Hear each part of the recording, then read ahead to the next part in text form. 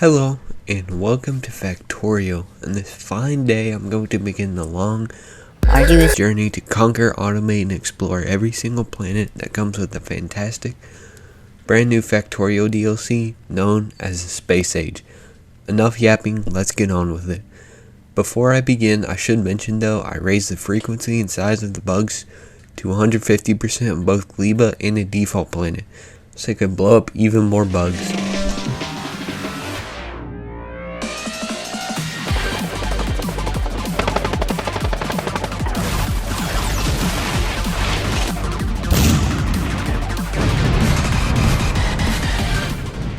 Without further ado, let's get started. So at the beginning of the game, I have only a few items, including a drill, furnace, and a tiny amount of iron and wood. But with hard labor and ambition, it is possible to create a truly magnificent base. But first things first, we need to begin producing basic resources like iron plates, copper plates, and coal to fuel the machine. Thankfully, creating iron and copper plates is a simple process. You just need to mine the ore, which is fed into the furnace, and then place an inserter to extract the finished product. Basic resource production established, next thing I need to do is begin producing science. Because without science you can't research anything. A shocker, right? Once I finished making the first red science packs, it was time to begin automation. Automation is a key part of Factorio and is vital to the expansion of the factory.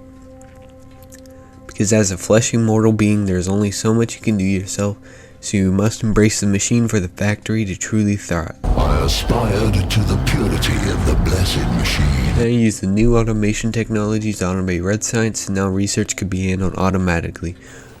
Wow! With the research handled, it is time to improve. Specifically, I need to improve production so the factory could expand. So I did exactly that. I made steel furnaces and replaced all the old primitive furnaces. Brother, what's that? What's that, brother? The shiny steel ones. Nice. Production expanded, the amount of pollution our factory produced increased also.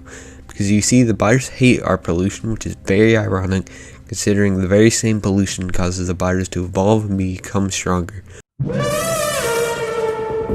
While their bases also get larger, as they receive more spawn, which means sooner rather than later I need to respond to the growing menace. Now, there are only two options available, each with its pros and cons. The first option is to sit back in your base, create the biggest walls to keep out the aliens, and then fortify with a ton of gun turrets. That's quite big. Impressive.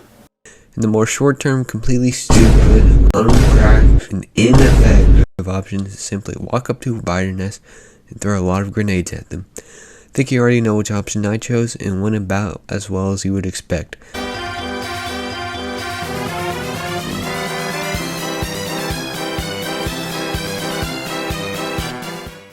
I nearly died trying to destroy the small biter nest, and I accomplished almost nothing other than doing a little bit of damage.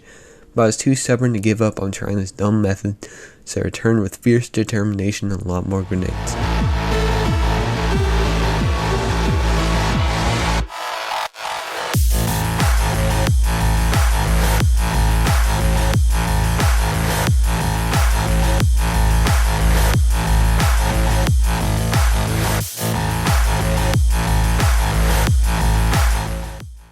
Thankfully, this time went much better and the nest was destroyed. The problem was that this method was very impractical and time consuming, as well as running the risk of becoming dinner for the biters. So at some point I need to come up with a new method to take the offensive to the biters. In particular, I set my sights on the car.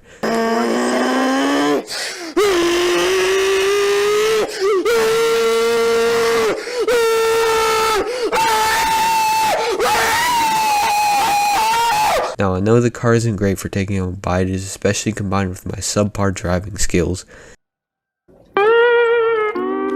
However, I'd have to do until I develop a better, more practical way of wreaking havoc. However, before the car could be built, I had to build engines, so I got the research, automated production, and finally got the resources needed to build the car. Yippee! Now it's time to clean up some of the infestation which threaten the prosperity of the factory.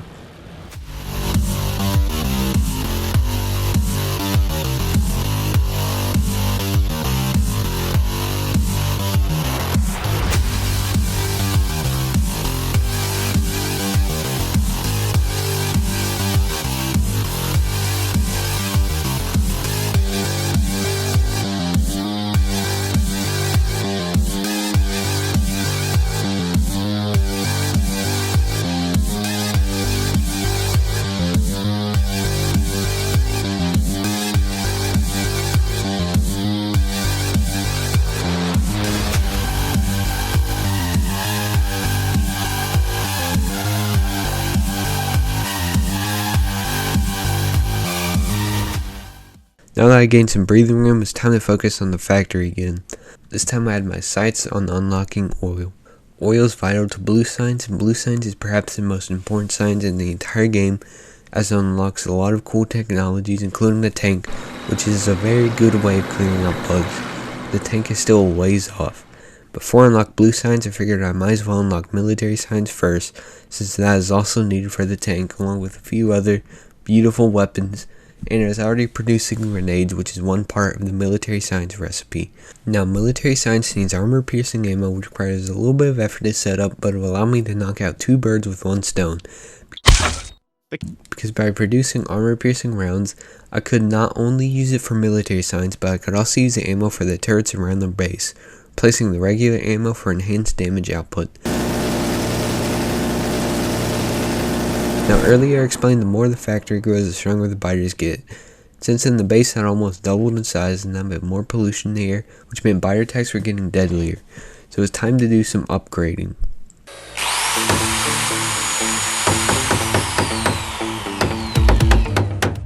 Now, I only added a section of wall on one side of the base, and you might wonder why I stopped. Well, that is because I realized it was becoming far too congested and it was becoming too difficult to expand certain sections of our base without having to do some major reworking each time. So it's time to do some upgrading for real this time.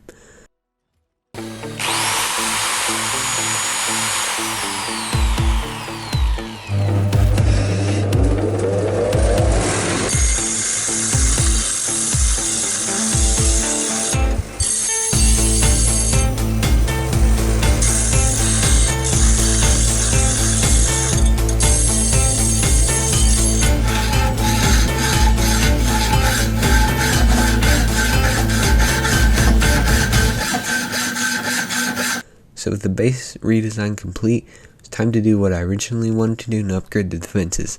Decided to do this by actually doing what I should have done a long time ago, just to put walls around the base, doing another thing I should have done, which is automatically feeding ammo to the turrets. Made the decision to increase the number of turrets by a large amount, so now there are dozens of turrets covering all corners and sides of the base. The biters are going to have a rough time attacking the base, and that's putting it lightly. So now with the defense being significantly improved, I can leave the comfort of my base and I can be in a true, proper offensive against the biters. Decided this time I'd use the drive-by method, so I drove up to the biters not long after the battle began.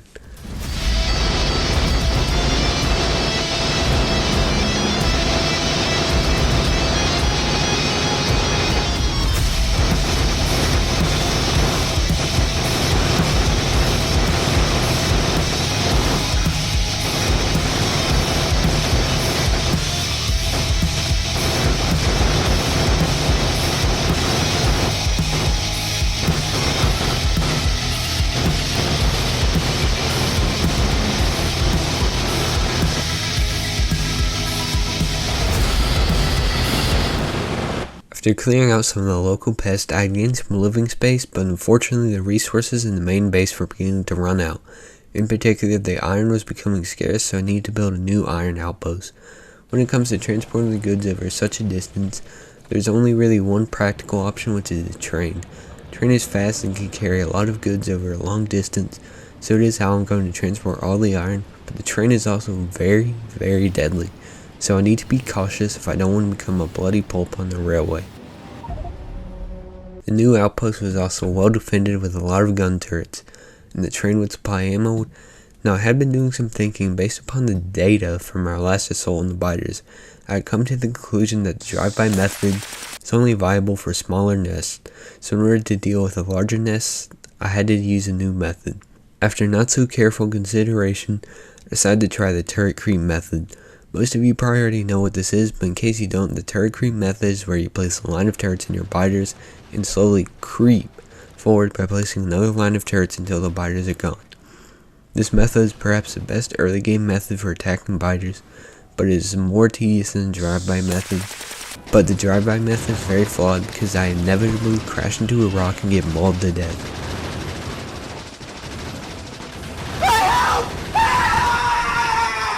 So in conclusion, that strategy kinda sucks. Anyway, getting back to the factory, it already automated turret production and had a decent amount of ammo available, so it was time to start cracking down on these insects.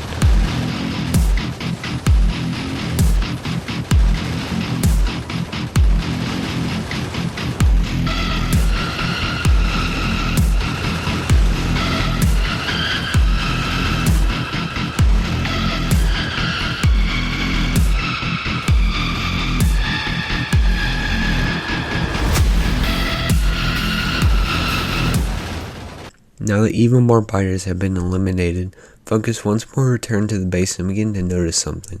Steel production of our base was abysmal. I did some investigating and found the root of the problem was the fact we did not have enough iron to go around our base, even with the new iron outpost. I found out it was because my train's offloading area was really poorly set up, but I ignored the problem like every good corporation. Instead, I just built new steel outposts, which would alleviate some pressure on the iron supply.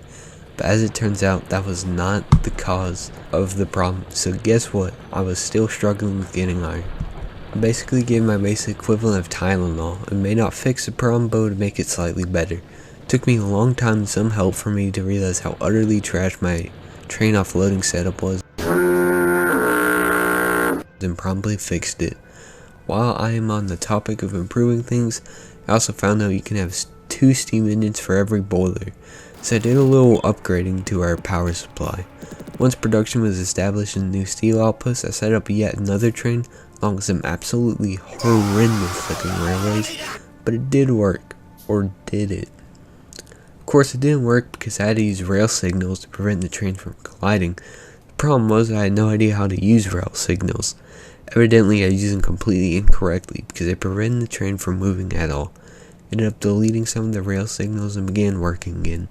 I don't think I'm using them correctly at all. I also couldn't be bothered to fix it because the trains weren't colliding yet. Now it's time to turn our attention to the most important resource in the game, oil.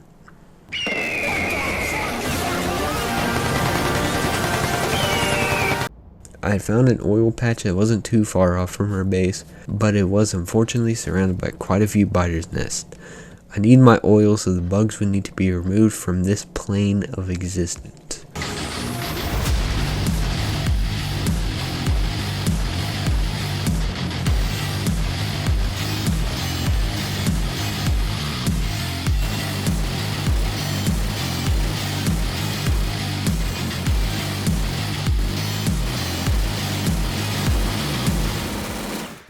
Once those nests were gone, I sealed off the oil outpost.